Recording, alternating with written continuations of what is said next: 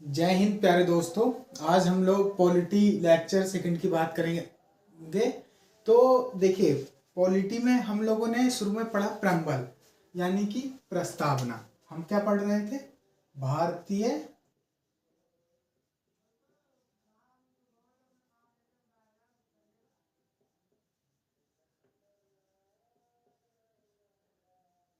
क्या पढ़ रहे थे हम? भारतीय संविधान। तो हमने इसमें प्रस्तावना की बात पूरी कर ली थी कि प्रस्तावना में, हाँ अच्छा, मैंने पिछली वीडियो जो फर्स्ट लेक्चर था पॉलिटी का, उसमें मैंने पूछा था कि भारत का प्रस्तावना में कितना बार शब्द आया है या कितनी बार वर्णित है। तो मैंने देखा कि कमेंट्स नहीं आए थे, कि मैंने सोचा आपको पता नहीं है तो मैं बता देता हूँ। प्रस्तावना में 2 बार भारत का उल्लेख है। कितनी? 2 बार। 2 बार, ओनली 2 बार। अच्छा, अब प्रस्तावना की बात हो गई तो हम इस वीडियो में अनुसूचियों की बात करेंगे। कितनी अनुसूचियां हैं? तो कितनी अनुसूचियां हैं टोटल? जो अनुसूचियां हैं,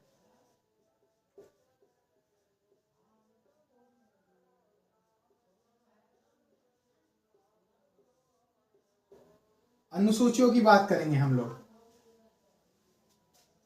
अनुसूचियों की बात करेंगे तो कितनी अनुसूचियां हैं? 12। पर मूल रूप से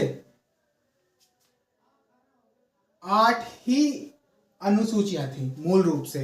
जो नवी अनुसूची है वो संशोधन करके जोड़ी गई थी। उसमें क्या है हम पहले से बात कर, मतलब फर्स्ट अनुसूची से बात करेंगे। अच्छा, मैं आप लोगों को देख रहा हूं कि आप लोग वीडियो देख के चले जाते हैं, सब्सक्राइब नहीं करते हैं, लाइक शेयर भी नहीं करते, कमेंट भी नहीं करते हैं। जिनको मतलब अच्छा लग रहा है, क्या लग रहा है, हम लोगों को कैसे पता चलेगा? तो आप लोग जब नए चैनल पर नए हैं वो तो सब्सक्राइब करें, लाइक शेयर कमेंट जरूर करें। और जो पुराने बच्चे वो कमेंट करके बताएं कि कैसी लग रही है वीडियो। अच्छा, अभी एक ने कमेंट किया था कि मतलब इकोनॉमिक्स की मैम ने वीडियो बनाई तो अच्छी लगी, उन्हें बहुत अच्छी लगी। तो क्या है, आप लोग व्यू दीजिए। आप लोग कैसे, मतलब क्या है, आप लोग बताइए हमें कि वीडियो लग कैसी रही और आपको क्या चाहिए, कैसा कंटेंट चाहिए। अच्छा, मैम ने पूंजीवाद क्या है, मतलब एक क्वेश्चन 200 शब्दों में दिया था, तो उनको आप लोग लिखें, प्रैक्टिस करें। नहीं आ रहा है समझ में, वीडियो देखें, देख देख के लिखें। तो आप लोग जब रिवीजन होगा तभी आप लोगों को चीजें याद होंगी। अच्छा, अनुसूचियों की बात कर रहे थे हम पॉलिटी में। तो पहली प्रथम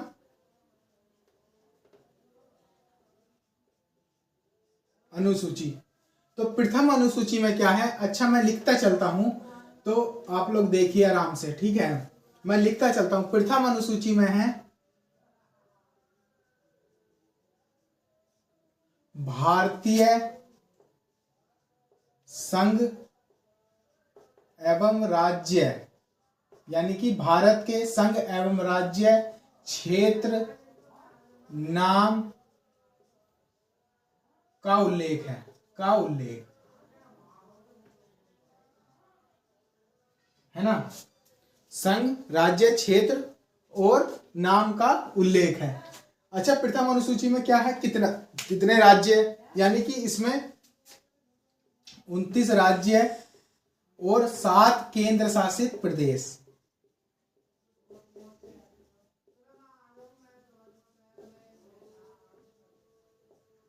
का उल्लेख था। पर वर्तमान में कितने राज्य हैं? 28 राज्य हैं और 8 केंद्र शासित प्रदेश हैं वर्तमान में। उस टाइम पे अनुसूची में इतना उल्लेख था। अब देखिए इसमें क्या है। अच्छा, ये नाम चेंज करना केंद्र सरकार का काम है या राज्य सरकार का काम है? फैक्चुअल चीजें भी मैं साथ साथ बताते चलता हूं। मैं 12 अनुसूचियां आपको उंगलियों पे गिनवा दूंगा, उन उंगलियों पे आपको 12 अनुसूचियां याद हो जाएंगी। आप वीडियो को कंटिन्यू देखते रहिए, पेशेंस रखिए। अगर मान लीजिए आपने चंद थोड़ी सी वीडियो अभी देखी और फिर बाद में देख रहे हैं, ऐसा आप समय गंवा रहे हैं। अब 5 मिनट की वीडियो अब देख लीजिए, 5 मिनट की कब देख रहे हैं? एग्जाम से पहले हड़ में, तो अरे यार अनुसूची रह गई, अनुच्छेद रह गए, फंडामेंटल राइट्स रह गए हैं। तो ऐसे ऐसे नहीं करना है। आप लोग देखिए, आराम से देखिए, मैं समझाते हुए चलूंगा आपको। उंगली कॉन्सेंट माइंड में आपकी बातें फंसनी चाहिए, कॉन्सेंट माइंड में। भारतीय संघ एवं राज्य क्षेत्र नाम का उल्लेख है फर्स्ट अनुसूची में। किसका काम है नाम चेंज करने का, कि हमारे अच्छा पूरा इंडिया का मैप होता है तो मतलब आप लोगों ने देखा कि 28 राज्य हैं वर्तमान में, तो कैसे मतलब नाम चेंज हो जाते हैं, कि अभी मुगल सराय का नाम कर दिया गया दीनदयाल उपाध्याय स्टेशन का। तो ये जो वाक्य आता है ये राज्य सरकार के अधीन आता है, यानी कि मुख्यमंत्री चेंज कर सकते हैं। ठीक है, इतना हो गया। अच्छा, दूसरी अनुसूची की बात करते हैं। दूसरी अनुसूची यानी सेकंड, संवैधानिक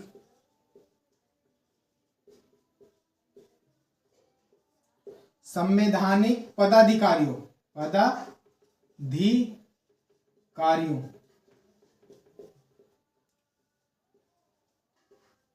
के वेतन भत्ते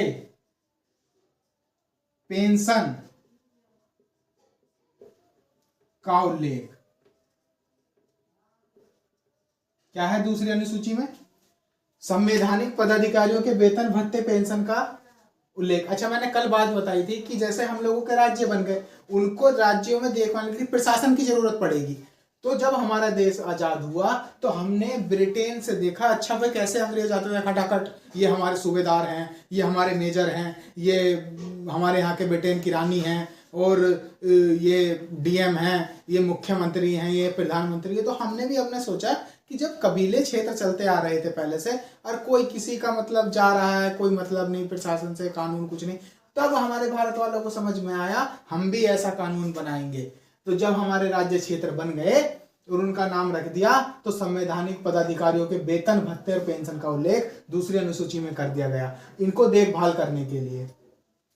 ठीक है, जब वेतन देने लग गए, हमने वेतन दे दिया आपको, तो मैं तो अगर मान लीजिए मैं दरोगा हूं, तो जैसे कोई वर्दी पहन लेता है या कुछ मतलब पावर आ जाती है, तो जैसे उसके हाथ में डंडा है तो चुलबुलाता है, वो चुलबुलाता है कि इसको भी मारते चले, है ना। जैसे आपके पास डंडा है तो आप या पैर से कंकड़ मारते हुए आते थे, छुट्टी होती थी, उसको घर तक लेके आने की सोचते थे, है ना, पैर में मारते चलते थे। तो जब पैसे आने लगे, पावर हो जाए, तो थोड़ा मतलब हो ही जाता है, आप लोग समझ रहे होंगे कि चलो इसे भी मार। तो उनमें क्या किया गया तीसरी अनुसूची में,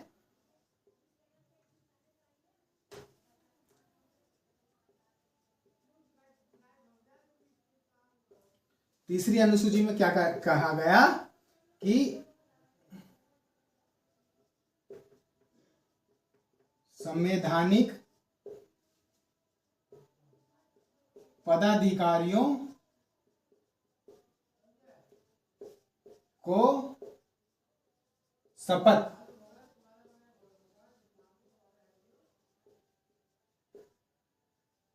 का उल्लेख किया गया कि हम पदाधिकारियों को शपथ दिलाएंगे कि वो जनता की सेवा करें, ना जनता का शोषण करें, और ना उनके मौलिक अधिकारों और मौलिक कर्तव्य का हनन करें, है ना। कुछ चीजें ऐसी है, अगर मान लीजिए आप पटवारी के पास गए कि हमारी जाति बनवा दीजिए, अगर पावर तो बोलेगा कल आना, परसों आना, आज नहीं होगा, आज हम छुट्टी पे हैं या सर मीटिंग में गए हैं, तो उनसे शपथ दिलाई गई। पर आजकल का कानून ऐसा हो गया है, तो उस पर मैं बातें नहीं करूंगा, हम अपने टॉपिक पे बात करते हैं। संवैधानिक पदाधिकारियों को शपथ दिलाई गई कि हम जनता की सेवा में सेवा करेंगे। अच्छा, सूची में है राज्य एवं केंद्र शासित, अच्छा सिचुएशन से है ना, केंद्र शासित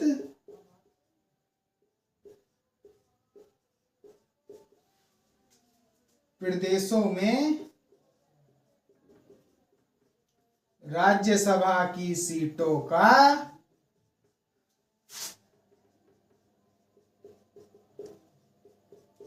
आवंटन जनसंख्या के अनुसार,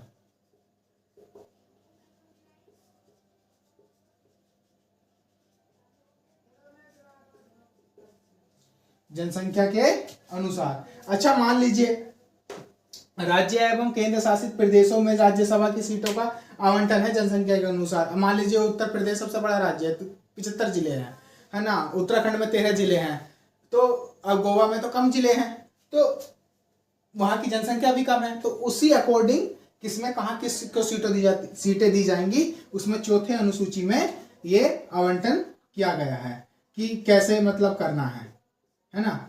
आप लोगों को समझ में आया होगा। पहले में क्या है, राज्य क्षेत्र उनके नाम, दूसरे में संवैधानिक पदाधिकारियों के वेतन भत्ते पेंशन, तीसरे में है संवैधानिक पदाधिकारियों को शपथ दिलाई जाएगी। और अच्छा, इसमें फैक्चुअल चीज है, राष्ट्रपति उपराष्ट्रपति और उनको शपथ नहीं दिलाते हैं इस अनुसूची के अकॉर्डिंग, ठीक है। उनके लिए अलग से आर्टिकल हैं जो मैं वीडियो में अगली में बताऊंगा, या अभी लास्ट में बताते चलूंगा, ठीक है।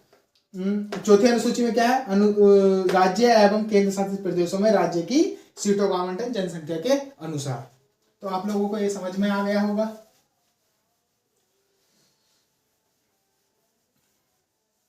अच्छा, हम पांचवी अनुसूची की बात करेंगे, विभिन्न अनुसूचित क्षेत्र। पांचवी अनुसूची,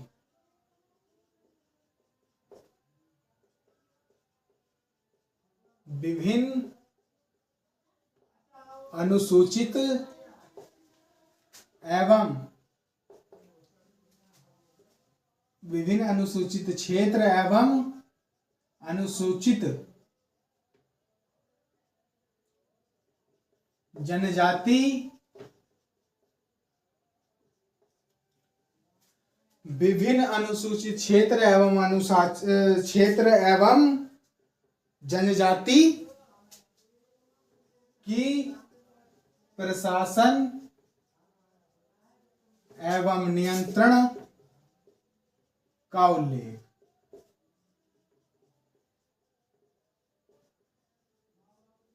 है ना, का उल्लेख पांचवी अनुसूची में। अच्छा, मान लीजिए जब हमारे राज्य बन गए तो जो पिछड़े हुए अनुसूचित राज्य थे, जैसे नागालैंड, मणिपुर, त्रिपुरा और मेघालय, मिजोरम, अरुणाचल प्रदेश, तो ये इन्होंने मांग की कि हम लोग तो ना पढ़े लिखे हैं, हमें अलग से दर्जा दिया जाना चाहिए। तो वहां पे सरकार ने, मतलब जो संविधान बन रहा था, संविधान निर्माताओं ने एक फैसला लिया कि हम इनके लिए पांचवी अनुसूची में कर देते हैं कि उनके लिए अलग से प्रशासन और नियंत्रण का उल्लेख किया जाएगा, उन पे अधिक देखभाल की जाएगी। और जब छठी अनुसूची आती है, छठवीं अनुसूची,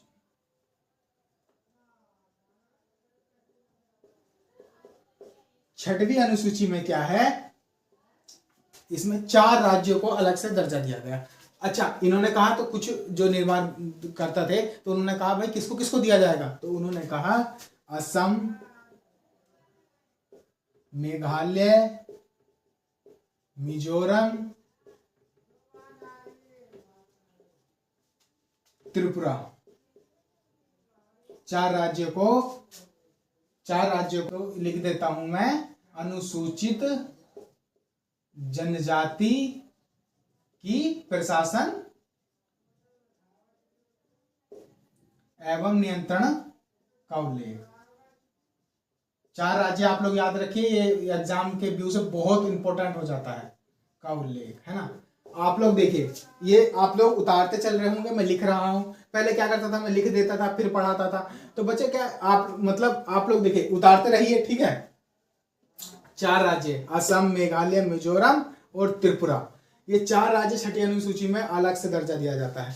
आप लोग जब सरकारी रिजल्ट खोलते होंगे, वैकेंसी आती है, तो 4 राज्य वालों का आप यहाँ से बिलोंग करते हैं तो आपको स्पेशल छूट दी जाएगी, क्योंकि आप अनुसूचित क्षेत्र व अनुसूचित जनजाति से आते हैं या बिलोंग करते हैं। आप लोगों को वीडियो में जैसे मैं समझा रहा हूँ, बहुत अच्छे से समझ आ रहा है, मैं उम्मीद करता हूँ। अब 7वीं अनुसूची में देखिए, 7वीं अनुसूची में क्या है, इतना हो गया। अब 7वीं अनुसूची में देखिए,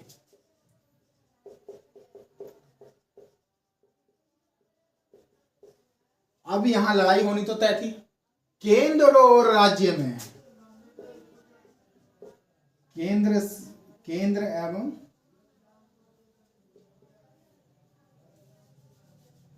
राज्य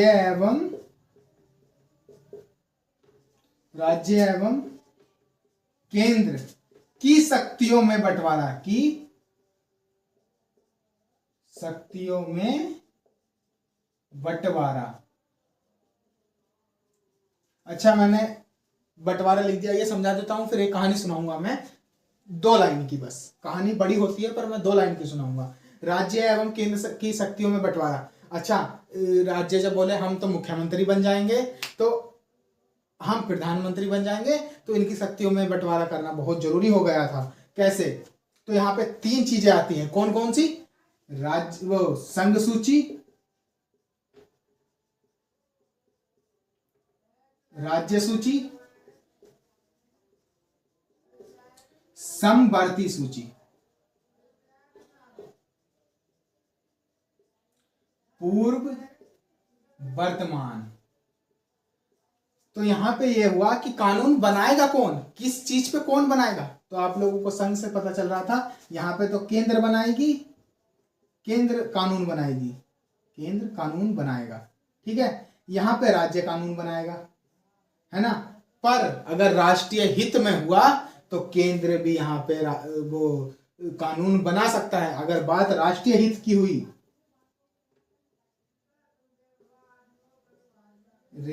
राष्ट्रीय हित में बात हुई, तो केंद्र भी कानून बनाएगा, केंद्र कानून बनाएगा, ठीक है। अच्छा, यहां पे अगर इनके विषय की बात कर लें, पहले यहां पे 100 विषय थे, सॉरी 97 विषय थे पहले, अब 100 हो गए हैं अब विषय, सब्जेक्ट। अब राज्य सूची की बात कर लेते हैं हम, 66 थे 61 हो गए हैं। अच्छा सर, 66 थे 61 हो गए, 97 100 बढ़ने चाहिए कि घटने चाहिए? इस पे हम डिबेट नहीं करेंगे। क्यों? क्योंकि हम एलएलबी नहीं कर रहे हैं और यूजीसी नेट या कहते हैं कि हम एमए या पीएचडी करने नहीं लगे हैं पॉलिटी में, ठीक है। मैं 12 अनुसूचियां पढ़ा रहा हूं आपको, 12 अनुसूचियां मात्र। उसमें हमें एग्जाम के पॉइंट ऑफ व्यू से स्टेट पीसीएस तक क्वालिफाई हो जाएगा। अगर आप यूपीएससी ईपीएफओ की भी तैयारी कर रहे हैं, वहां तक आपके क्वेश्चन यहीं से पूछे जाएंगे। हाँ, अगर मैं बात बताऊं, अगर आपको दूध दे दिया जाए, मैं बोल रहा था 2 कहानी सुना जाए, तो आपको बोले कि घी निकालना है, दही निकालना है, या फिर मक्खन निकालना है, पनीर निकालना है, ये हम पे डिपेंड करता है। पर मैं यहाँ को आपको निकाल के दे रहा हूँ, पर इससे फालतू कहीं नहीं जाएगा। अगर आपको पढ़ना है तो बहुत सारी बुकें हैं, आप लोग पढ़िए। पर यहाँ पे देखिए, यहाँ पे बहुत अच्छा कंटेंट मिल रहा है आपको, खुद मतलब आप लोग समझ पा रहे होंगे। अच्छा, अब मैं आता हूं अपने पॉइंट पे। राष्ट्रीय हित केंद्र कानून बनाएगा, ठीक है, राष्ट्रीय हित केंद्र कानून बनाएगा। वैसे राज्य सूची में राज्य ही कानून बनाएगा। अगर राष्ट्रीय हित की बात हुई, लगा कि हाँ मुझे इस राज्य को स्पेशल या कुछ मतलब मुझे करना चाहिए, तो केंद्र कानून बनाएगा। अच्छा, समवर्ती सूची में नाम आता सम, यानी कि दोनों बनाएंगे, केंद्र भी बनाएगा और राज्य भी बनाएगा। मैं शॉर्ट में लिख दे रहा हूं, आप लोग मेरे आवाज को मतलब वीडियो को रोक रोक के आप नोट्स बना सकते हैं, ठीक है। केंद्र राज्य कानून बनाएगा।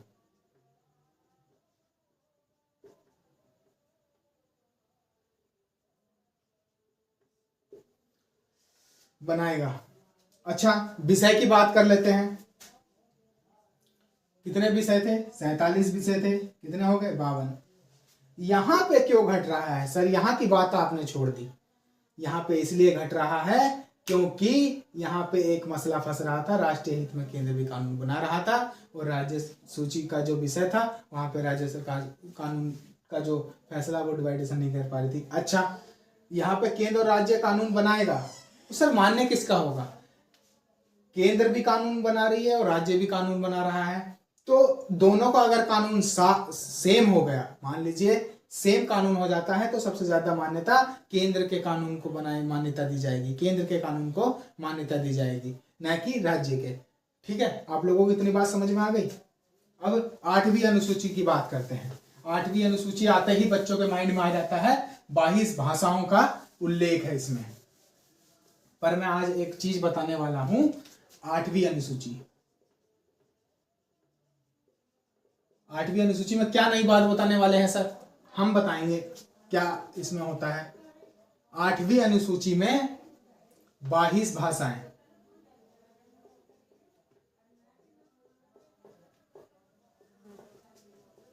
संविधान द्वारा मान्यता प्राप्त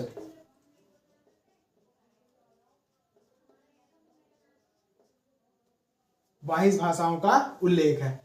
सर मूल रूप से कितनी भाषा थी? मूल रूप से क्वेश्चन यहाँ पे हर, अगर आप दो धारी तलवार नहीं बनेंगे तो कंपटीशन बहुत हार्ड हो चुका है। दो धारी तलवार बनिए। अगर पूछ ले मूल रूप से 8वीं अनुसूची में कितनी भाषाएं थी, हम लोग लिख के आएंगे 14, बच्चे 22 लगा के आ जाते हैं मूल रूप से। पर हमारी जो है 15वीं भाषा, 16वीं भाषा, 17वीं भाषा, 18वीं, 19वीं, 20वीं, 21वीं भाषा कैसे जुड़ी? संशोधन हुआ। कैसे जुड़ी? संशोधन हुआ। कब कब संशोधन हुआ? एक 21वां संविधान संशोधन हुआ 1967 में, एक हुआ 1992 में। कौन सा हुआ? कौन सा हुआ? 71वां। एक हुआ 92वां संविधान संशोधन। कब हुआ? 2003 में।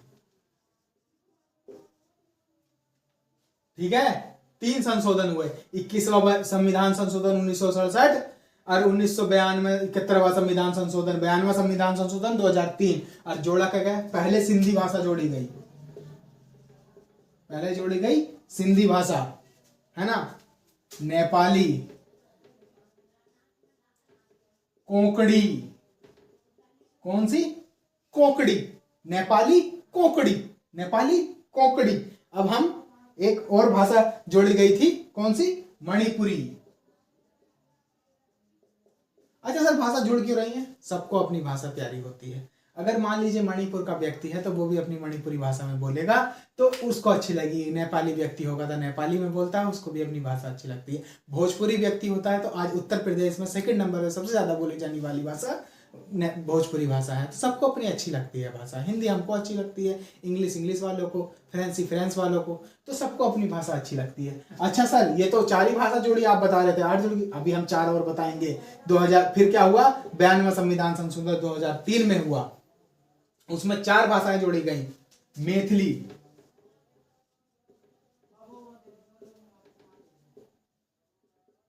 संथाली। कौन सी? मैथिली, संथाली, डोंगरी, बोडो। 4 भाषाएं जोड़ी गई, है ना। 4, 3, 7 और 1, 8, पूरी 22 भाषा हो गई। अब क्वेश्चन यहां से कैसे पूछेगा ये भी बताता चलता हूं मैं। ये 4 भाषा आ गई थी। 2003 92वां संविधान संशोधन लिखा गया था। ये पूछा गया था ये कौन सी अनुसूची में है? तो 8वीं अनुसूची में है ना। तो सर आप बता रहे थे शुरू में कि 8वीं अनुसूची है। 4 जो अनुसूची है ना वो संशोधन करके जोड़ी गई हैं। अब कौन कौन सी? 9वीं, 10वीं, 11वीं और 12वीं।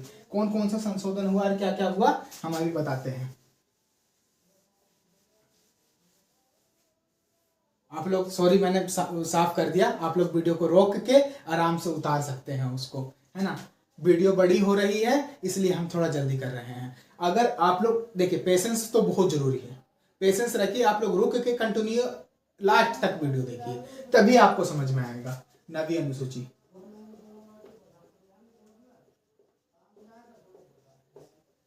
फर्स्ट संविधान संशोधन।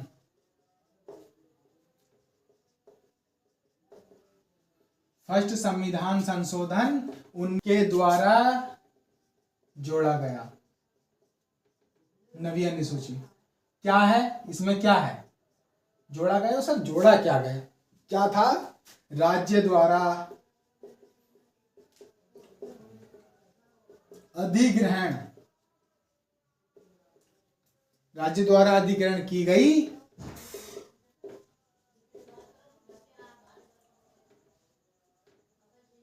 भूमि का उल्लेख इसमें किया गया है। राज्य द्वारा अधिग्रहण की गई भूमि का उल्लेख किया गया है। आप इसमें कितनी विषय हैं या कितने अधिनियम हैं? 284 अधिनियम है। कितने अधिनियम है? 284 अधिनियम है। अच्छा सर 284 अधिनियम है। इस विषय को लेके अगर आपकी जमीन किसी ने अधिग्रहण मतलब राज्य ने ले ली, अभी रोड बनी है ऑल इंडिया, है ना, सभी राज्यों में रोड बनी है, 4x4 बनी है, अगर राज्य सरकार आपकी जमीन ले लेती है तो आप तब, कब बात कर रहा हूं, 1951 से और 2006 तक ये फैसला चलता हुआ आया, आप जाके न्यायालय में चुनौती नहीं दे सकते इस विषय को। कि हमारी जमीन सरकार ने ले ली, राज्य सरकार ने ले ली, फैसला बड़ा पेचीदा होता गया। तब एक डॉक्टर मनमोहन सिंह की सरकार ने एक फैसला किया। 11 जनवरी 2007 को एक संविधान पीठ अधिनियम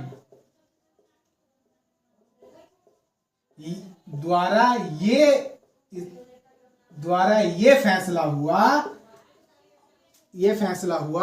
कि, मैं लिख नहीं रहा हूं, मैं बता रहा हूं, ये फैसला हुआ कि अगर इसको चुनौती दी जा सकती है, 11 जनवरी 2007 संविधान पीठ अधिनियम द्वारा चुनौती दी जा सकती है अगर उस व्यक्ति के मौलिक अधिकारों का उल्लंघन हो रहा है तो अब से ये चली हुई आ रही है। ठीक है, अब से ये चली हुई आ रही है कि आप इस विषय पे न्यायालय अपनी सहमति देगा। उच्च न्यायालय, हाई कोर्ट या सुप्रीम कोर्ट अपना निर्णय सुना सकती है। 9वीं हो गई। अच्छा, 10वीं की बात कर लेते हैं। क्या है सर इसमें 10वीं अनुसूची में? इसमें भी कुछ नया बताएंगे। ऐसा नहीं कि 11वीं 12वीं अनुसूची बता दी और बस छुट्टी, कोई हमें टेंशन नहीं। हम इसमें ही बताएंगे क्या हुआ। 92वां संविधान संशोधन हुआ। कब हुआ? 1995 में, सॉरी 84 में, 1984 में। क्या जोड़ा गया इसमें? 10वीं अनुसूची जोड़ी गई। 92वां संविधान संशोधन 1985 में संशोधन हुआ। ठीक है, परेशान हो गए राजीव गांधी जी। क्या होता था? राजीव गांधी जी का नाम क्यों लिया मैंने? तब उनका ही कार्यकाल चल रहा था, तब वही प्रधानमंत्री थे। क्या हुआ ये कि कोई मतलब एमएलए एमपी किसी पार्टी में हो जाता था, कभी इस पार्टी में कभी उस पार्टी में, और जो पार्टी के अध्यक्ष होते थे, जो प्रधानमंत्री बनने वाले, उनकी सरकार गिरा देते थे। राजीव गांधी इस बात से परेशान होकर अधिनियम लेके आए, पहले से संविधान संशोधन कर दिया और 10वीं अनुसूची जोड़ दिया और बोला कि दल बदल कानून होगा।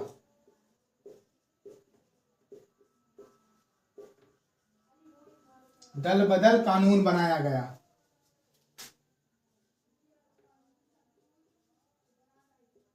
और उसका ही उल्लेख 10वीं अनुसूची में किया गया है। क्या किया गया है? दल बदल कानून। दल बदल कानून आने से कोई किसी पार्टी का नेता जल्दी से नहीं निकलेगा या दल नहीं बदलेगा। आप लोगों को समझ में आ गया होगा। आप लोग वीडियो रोके और आराम से उतारते रहे। ठीक है, 11वीं 12वीं अनुसूची रह गई। 11वीं अनुसूची और 12वीं अनुसूची, 11वीं और 12वीं अनुसूची।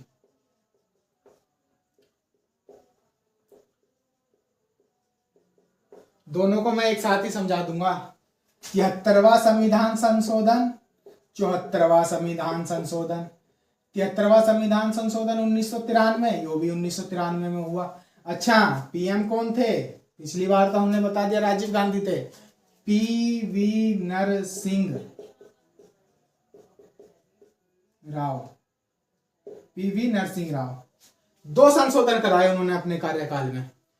73वां संविधान संशोधन, 74वां संविधान। कहा गया पंचायती राज व्यवस्था जोड़ी गई। पंचायती राज व्यवस्था कार्य का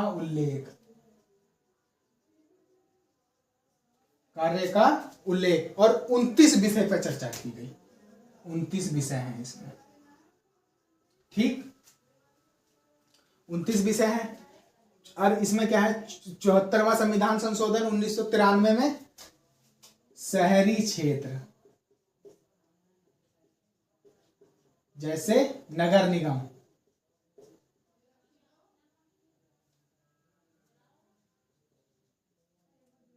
के शहरी क्षेत्र नगर निगम के कार्य एवं व्यवस्था का उल्लेख।